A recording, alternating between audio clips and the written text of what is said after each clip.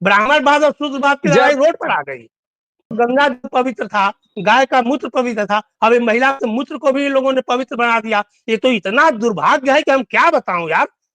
उस बेचारी महिला को भी लोगों ने घसीट करके, और ये अपनी कमजोरी को छिपाने के लिए, एक झूठ को छिपाने के लिए, अपनी गलती को छिपाने के लिए, एफआईआर दर्ज होने पर अरेस्ट होने के लिए पूछना आपराधिक है।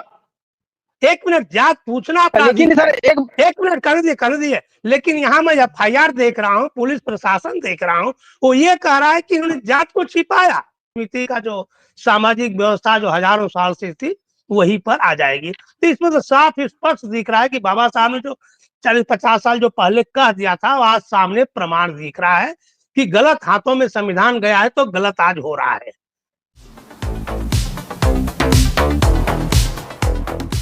मैं अरविंद कुमार, आप देख रहे हैं भारत राष्ट्र। शूद्र के जनक शूद्र शिव शंकर सिंह यादव, जो बहुजनों के चिंतक, आज से नहीं बहुत सालों से बहुजन समाज को जगाने का काम कर रहे हैं।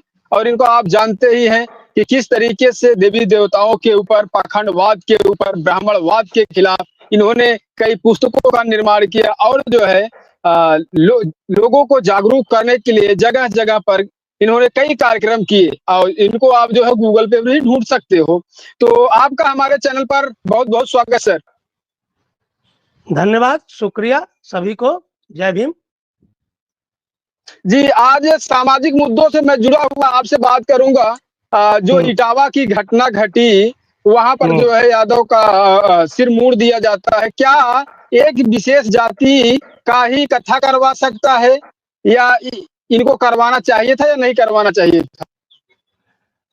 देखिए, ये तो विषय इतना लंबा चौड़ा और पूरे सोशल मीडिया पर छा गया है।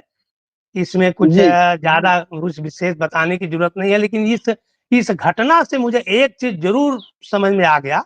देखिए, जब 26 जनवरी 1950 को जो संविधान बाबा साहब अम्बेडकर ने जब प्रस्तुत किया है, तो उस समय उन्होंने कहा है कि आज से देश जो है 2 राहें पर चलेगा।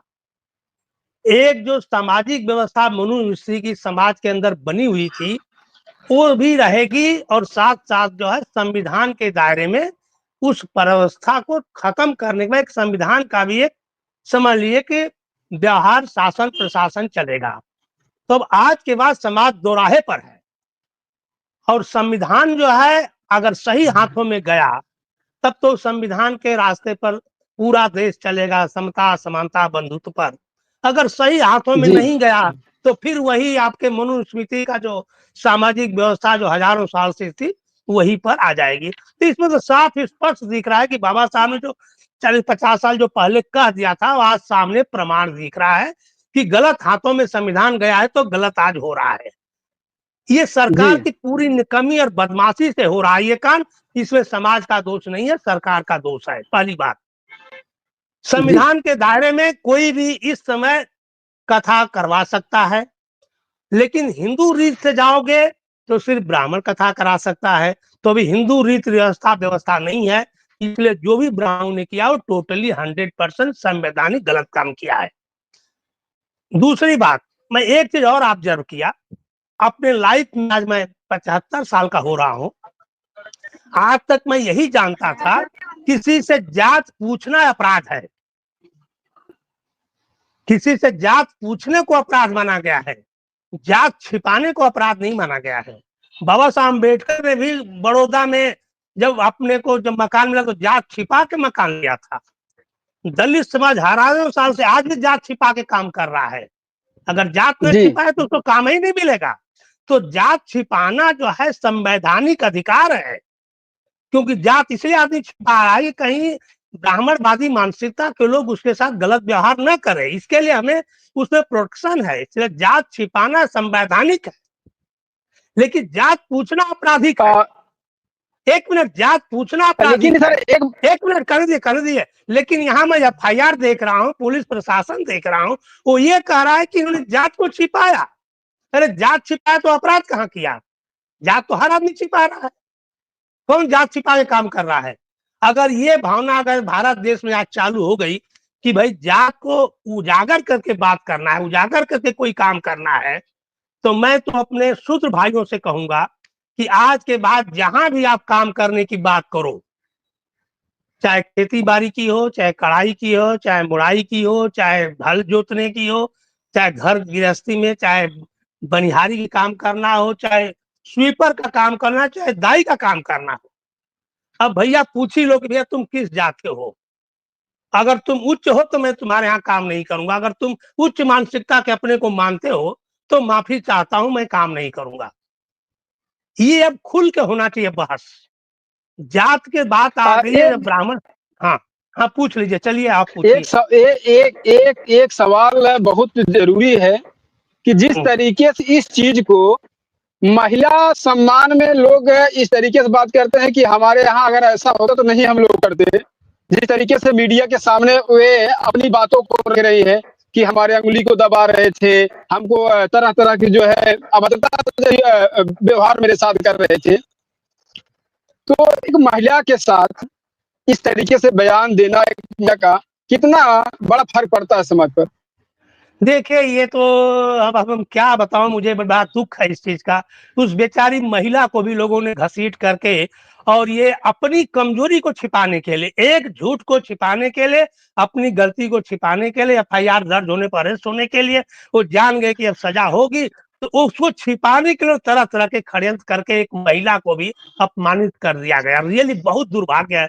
अब उस महिला का, पूरे देश की महिला अपमानित हो में रही है, पूरा साजिश बवंडर मचा हुआ है। साजिश पूरा साजिश रची गई। जी, साजिश साजिश रची रची गई गई, क्या इसमें? पूरा साजिश रची गई पूरा। देखे उसके बाद एक वीडियो गांव का आ रहा है, गांव के वीडियो में पूरा साफ साफ कहा जा रहा है, एक पंडित ही कह रहा है कि भाई तो 14-15 साल से कथा कहा जाता, और पूरी एरिया में सबको मालूम है कोई यादव है। और उसको चुन्नी भी देखिए, जो चुन्नी काटे हैं, वो एक आदमी बोले जो चौदह हम्म। पंद्रह साल की चुन्नी है।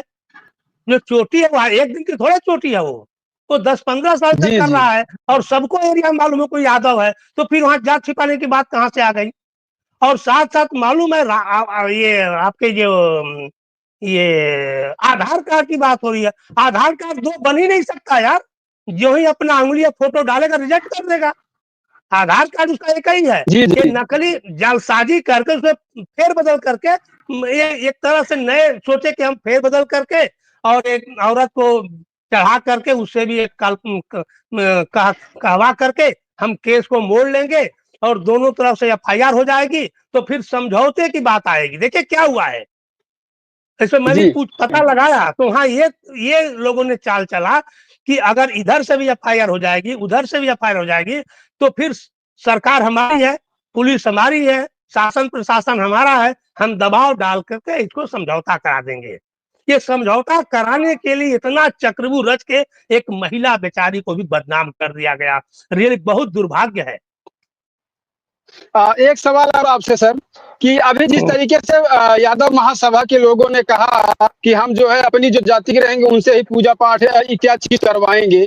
अभी इधर जलाभिषेक की बात आ रही है। क्या अभी यादव समाज जलाभिषेक के लिए जाएगा कि नहीं जाएगा? नहीं जाना चाहिए, एकदम या नहीं फिर जाना क्या चाहिए।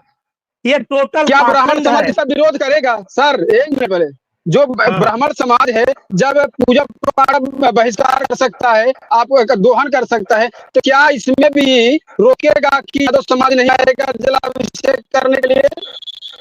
यादव समाज अगर जाता है तो ब्राह्मणों को मारना चाहिए कि तुमने हमने कांवड़ यात्रा को अपवित्र कर दिया है। अब ब्राह्मणों की जिम्मेदारी है कि यादव समाज अगर कांवड़ यात्रा में जाता है, शुद्ध जाता है, तो तुम खदेड़ खदेड़ के मारो। या ब्राह्मणों को मैं कहता हूं कि तुम मारो शूद्रों को, जहां भी तुम्हारे यहाँ पवित्र करने अपवित्र करने जा रहे हैं तुम्हारे, चाहे कथावाचक में, चाहे वो कांवड़ यात्रा हो, चाहे मंदिर हो, जहां भी शूद्र जाता है खदेड़ खदेड़ के मारो इनको।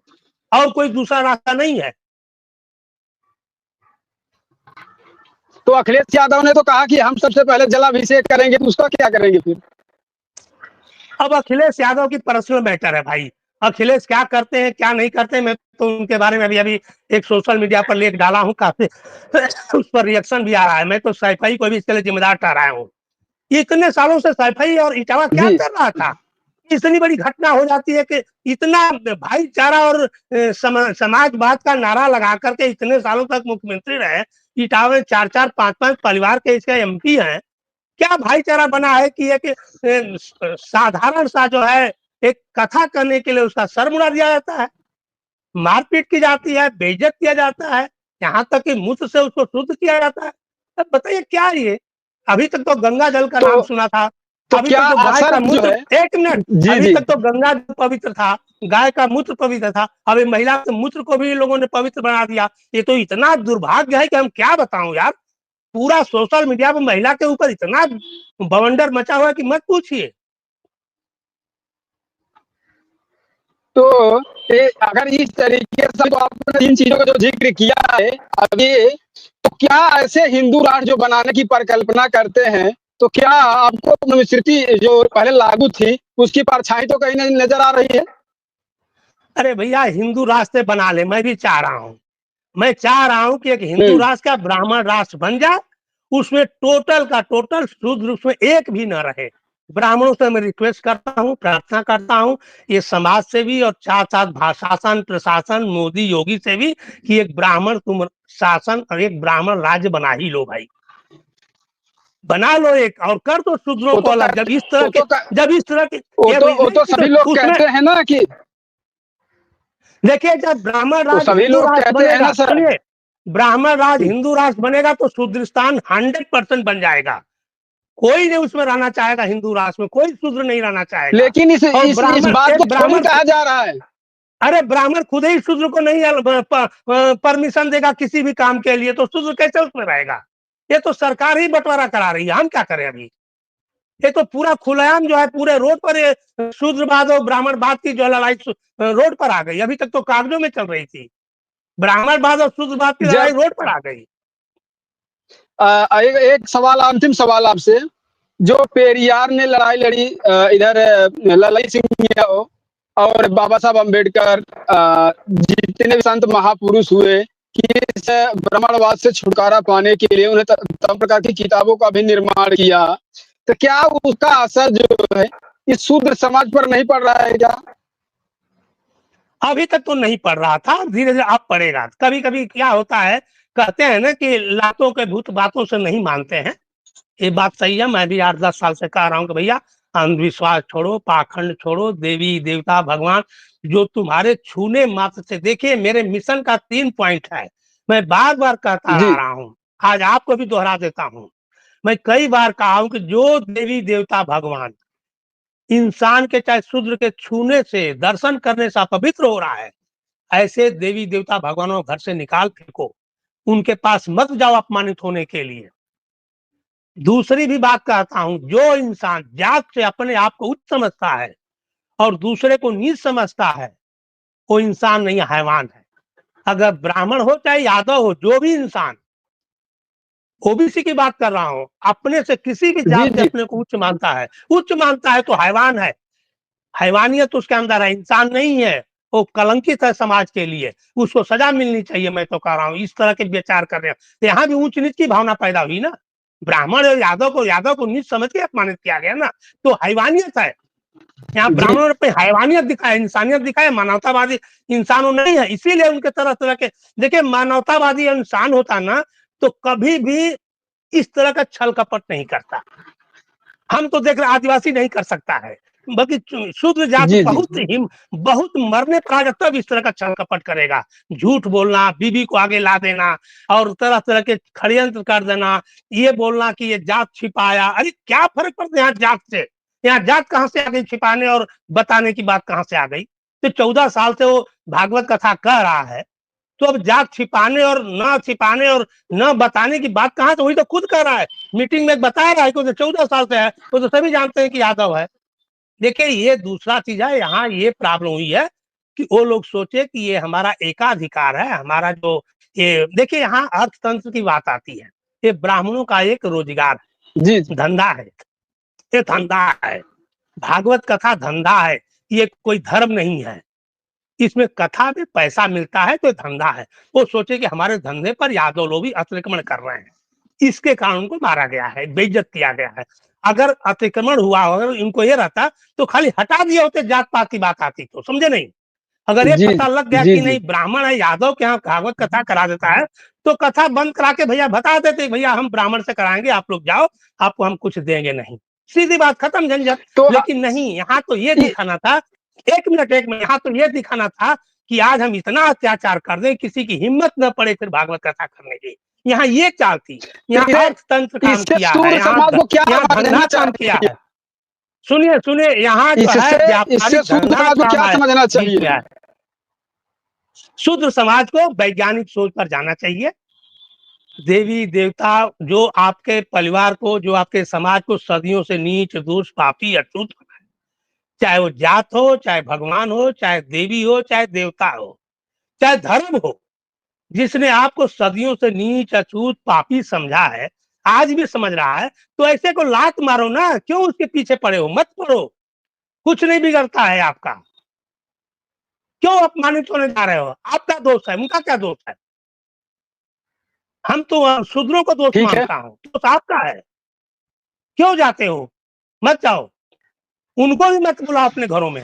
आपके घर में आपके आपको बोलेंगे, उच्च बनने की मानसिकता पैदा करेंगे, आपको नीच समझ के बोलेंगे आप पैर छुओ, नहीं छुओगे तो फिर हंगामा खड़ी करेंगे बाहर जा करके। अरे मैं उसके घर में गया था, मेरा पैर नहीं छुआ, वहां भी बात बिगड़ेगी। अब तो बात बिगड़नी है।